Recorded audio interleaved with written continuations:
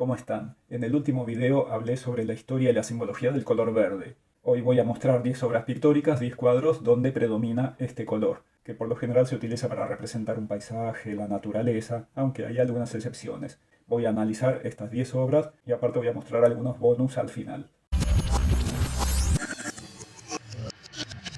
La primera obra es de Claude Monet y se llama El puente japonés.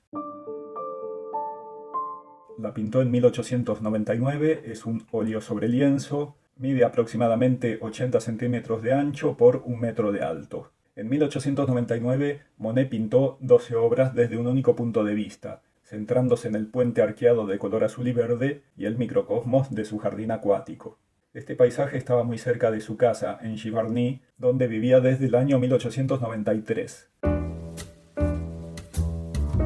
Varios críticos relacionaron estas obras con el arte japonés, que inspiraron a Monet y a otros artistas de la época. Siendo un paisaje y habiendo tanta vegetación, bueno, se ve claramente cómo la cromaticidad con la que utiliza este color es muy amplia, pasa de verdes fríos, claros, oscuros a verdes cálidos. Se puede ver también que complementa todas las tonalidades verdosas con colores rosados. El verde y el rojo son complementarios, por lo tanto el rosa con el verde también funcionan muy bien. El rosa lo utiliza obviamente en los nenúfares, en las flores que están sobre el agua, pero sirven también como para romper con la monotonía del verde, del color verde. Le da al cuadro, junto con el puente que tira más hacia el azul, una tonalidad fría que equilibra toda la calidez de la vegetación.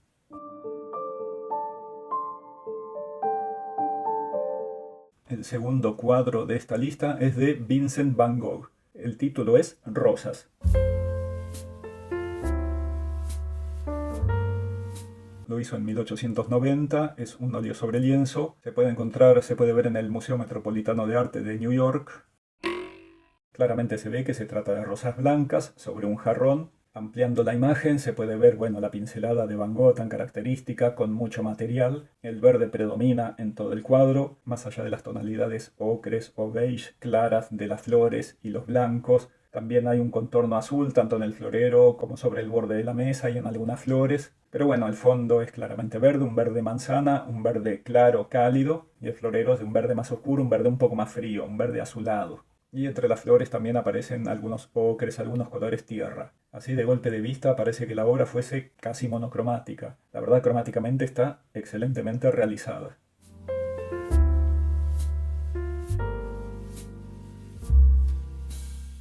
La tercera obra es de Gustav Klimt. Se llama Avenida hacia el Castillo de Kamer, del año 1912.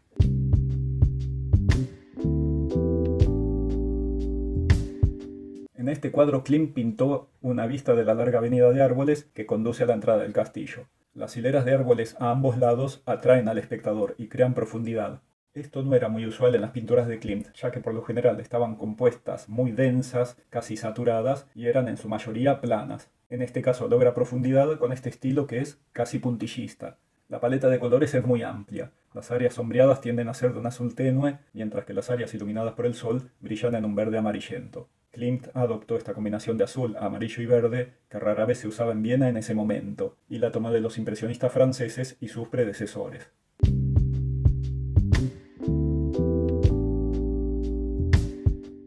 Vamos a la cuarta obra de esta lista, que es de Henri Rousseau. Se llama La jungla ecuatorial, del año 1909. Esta obra mide 1,40 m por 1,30 m, es un óleo sobre lienzo, y en este caso, bueno, representa toda la vegetación de una selva ecuatorial, con la particularidad de que todos los verdes que utiliza son fríos, son verdes que se acercan más al azul que al amarillo. Creo que con esto buscaba un poco representar lo que es, digamos, el ambiente de una jungla, de una selva, que por lo general no es muy acogedor, o sea, encierra peligros. De hecho, se ven algunos animales por detrás de la vegetación de las plantas, y más allá de este estilo bastante detallado, casi naif, donde se ven incluso algunas flores rosadas y beige, blanquecinas, que complementan muy bien el verde. Pero bueno, se puede notar la densidad de esta vegetación y uno no sabe lo que se puede encontrar detrás o dentro de todo este entramado. El cielo también está trabajado con tonalidades verdosas, un verde agua, un verde más frío, un verde claro. Con respecto a las flores, a las tres flores que se ven rosadas, bueno, es un poco lo que hablaba antes. El color rosa, que sería la versión clara, la versión luminosa del rojo, se complementa muy bien con los verdes porque, bueno, valga la redundancia, son complementarios.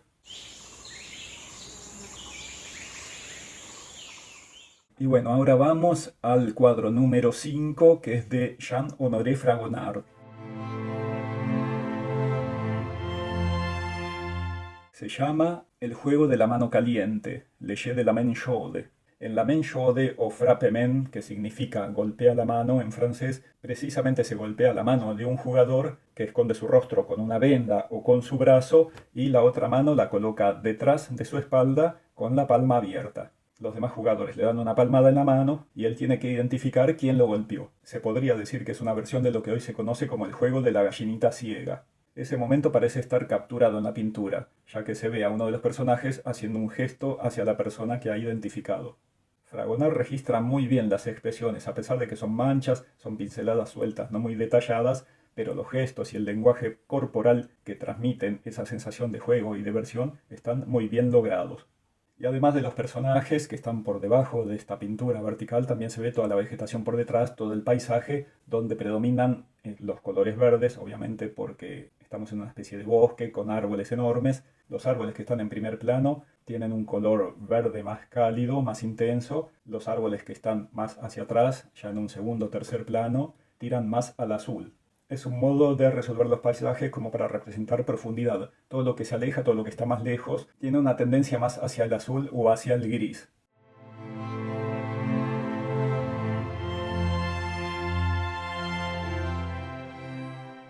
Y este era el cuadro número 5. Bueno, vamos al cuadro número 6, que es de Henri Matisse. Se llama La raya verde, La Raie Verte. Matisse pintó este retrato de estilo fauvista en el año 1905 y usó como modelo a su mujer, Amélie. El rostro aparece dividido en dos mitades, separadas por la raya de tonalidad verdosa. Es una pintura muy jugada cromáticamente. Rompe con la representación realista de las formas, la luz y la perspectiva, basando todo en la potencia expresiva del color. Utiliza el rojo y el verde, complementarios una vez más como otros artistas, con detalle de colores fríos como el cabello y parte del fondo. Es un óleo sobre lienzo bastante pequeño, mide solamente 40 por 32 centímetros.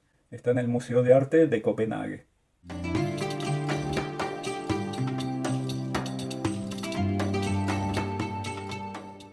La séptima obra, el séptimo cuadro, es de Albert Pinkham Ryder.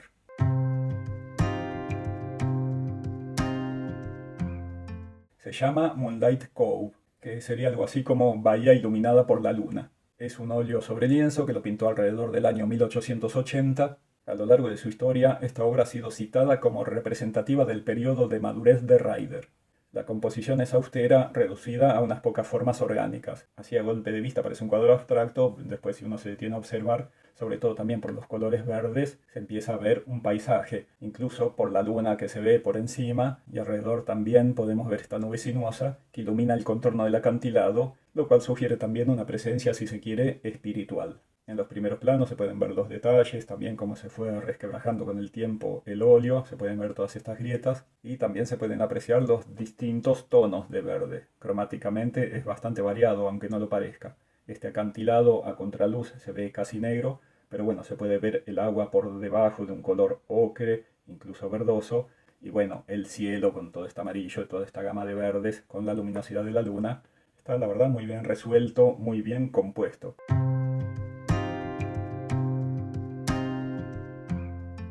A ver, este es el cuadro de Ryder y ahora vamos a la obra número 8, que es de Edgar Degas.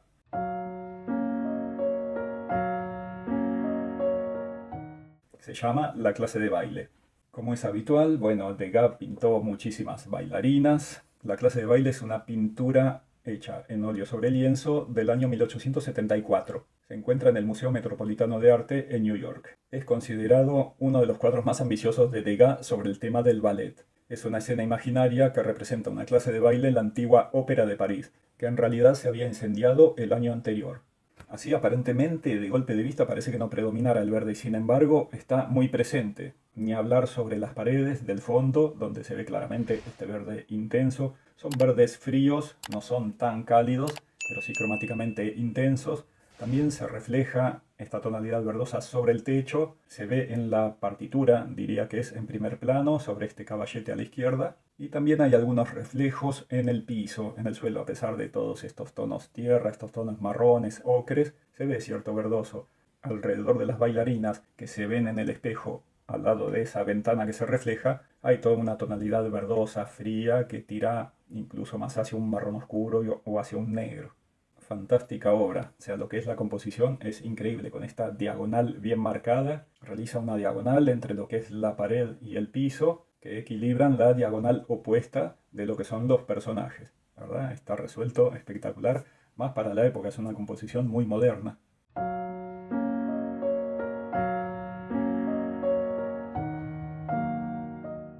Y bueno, este es el cuadro de Degas y vamos al cuadro número 9, que también es el cuadro de una bailarina. Se llama de hecho La bailarina y es de Pierre-Auguste Renoir.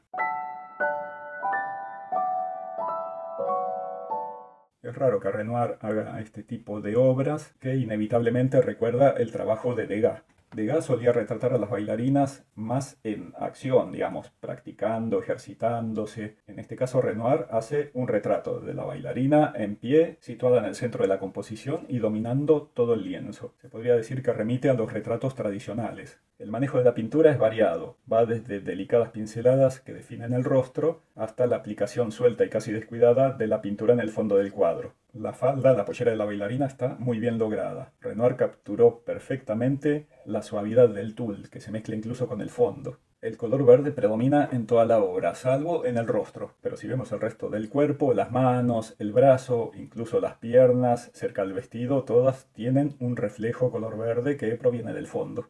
Utiliza, se podría decir, una paleta fría, aunque hay ciertas tonalidades de verde más cálidos, más intensos. La piel es rosada, bueno, lo que hablábamos antes, del rosa con el verde, cómo se complementan. Por supuesto, el blanco y el azul ni hablar. Obra clásica, pero perfectamente resuelta.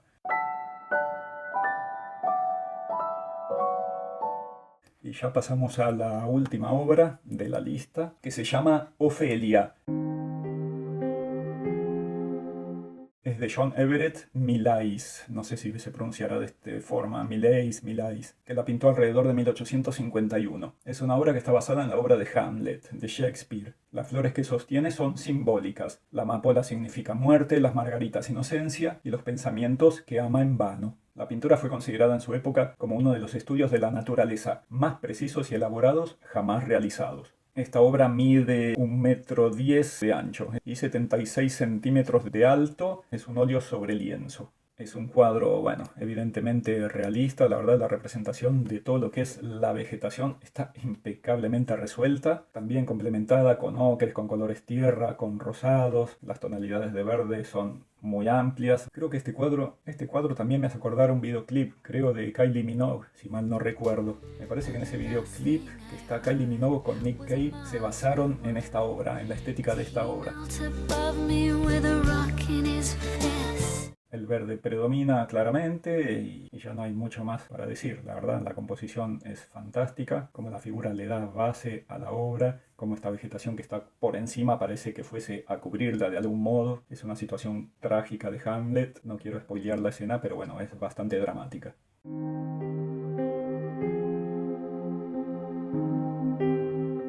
Y estos son los 10 cuadros que elegí para esta lista. Ahora les voy a mostrar algunos bonus, algunos extras. No voy a analizar las obras, pero bueno, se las voy a mostrar con el nombre y el artista. Fue un poco como para dar un panorama general, una idea general de cómo diferentes artistas utilizan el verde, que paradójicamente no es un color muy pictórico, salvo que uno realice paisajes o vegetación, no es un color muy usado. Por lo general se utilizan los colores tierra, los ocres, los marrones, los rojizos, los naranjas. El verde es un color bastante descartado o se utiliza como complemento. Pero bueno, en estos casos quería mostrar cómo predomina este color, el verde, en estas obras pictóricas.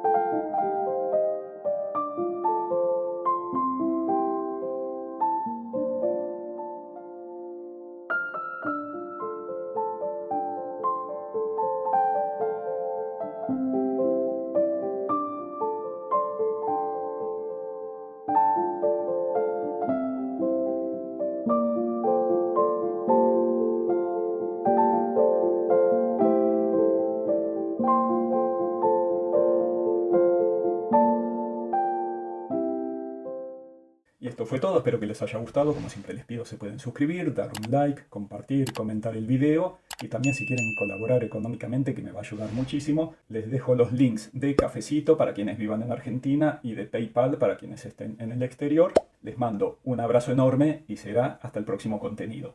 ¡Chao!